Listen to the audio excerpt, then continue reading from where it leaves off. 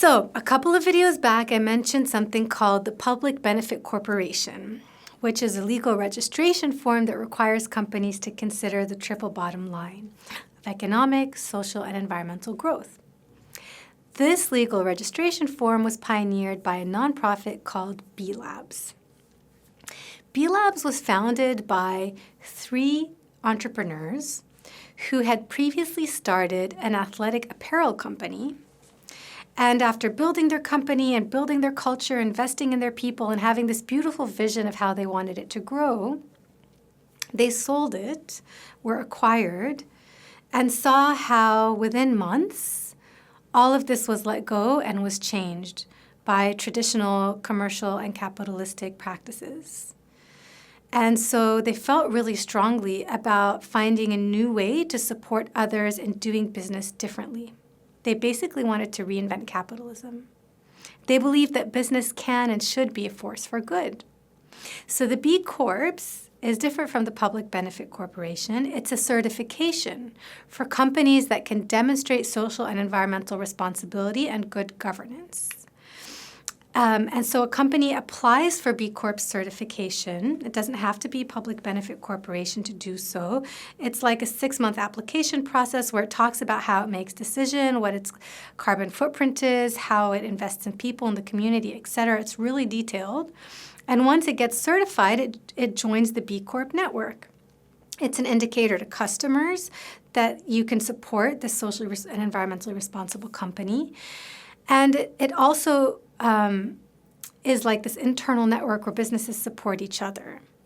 So this certification basically helps existing businesses strengthen their social and environmental outcomes and their governance as a first step. And then in many cases, they then switch over to their register as a public benefit corporation status if conditions allow, like in their state or depending. So there's many examples of these 2 different things, the Public Benefit Corporation and the B Corps. So for the first, a few examples of businesses that were registered as public benefit corporations are Patagonia and Kickstarter. I think we've mentioned both before. So Patagonia is an outdoor apparel company, and they're super passionate about the environment, about doing things in an environmentally sustainable way, about investing in their people, and about their staff embodying their mission, and about fighting climate change. So they support others fighting climate change. And recently, this has always been a publicly held company.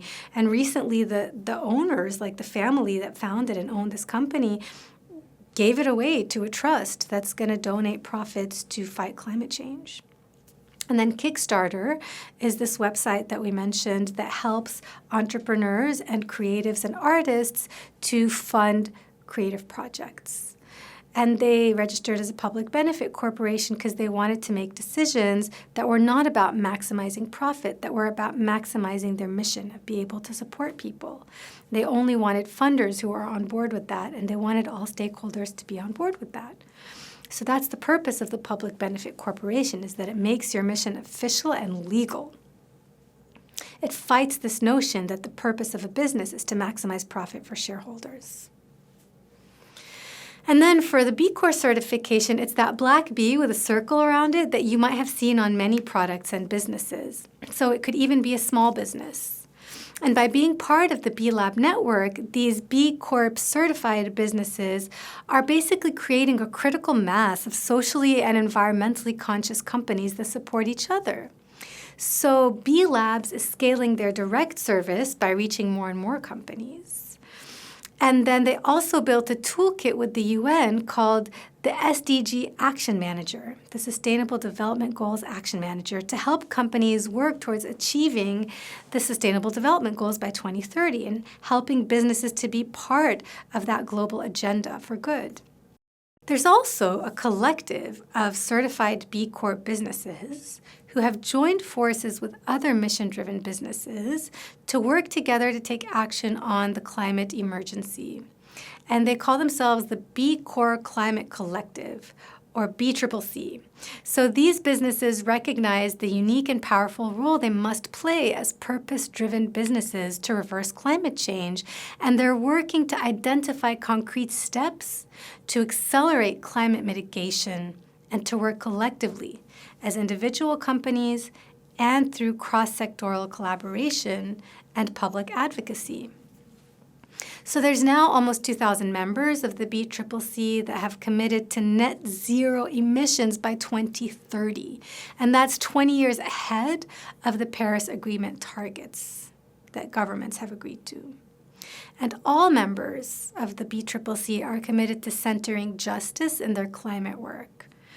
They've worked together with the Skoll Center for Social Entrepreneurship at Oxford University and other partners to create the Climate Justice Playbook for Business.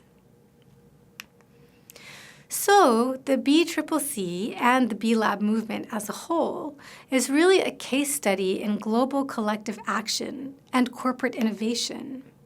B Lab itself is a social enterprise. It's registered as a nonprofit, and it helps other social enterprises who are registered as businesses through its direct service of certification and legal advocacy, through its scaled direct service of reaching many different businesses, through its systems change work to tackle climate change and other collective efforts, and through its framework change of completely transforming the way we think about the meaning of business. So if you're taking this course on Coursera, you're already a B Corp customer because Coursera recently qualified for B Corp certification. I hope this case study and this module has been as fun for you as it has been for me. Organizational structure can sometimes be a dry topic, but in social entrepreneurship, everything is about how you can best achieve the social change you're setting out to create. So keep that front and center as you make your deliberations. Keep using the framework of this course and talking to people, especially your key stakeholders. And together you'll be able to make the right decisions to help institutionalize your impact.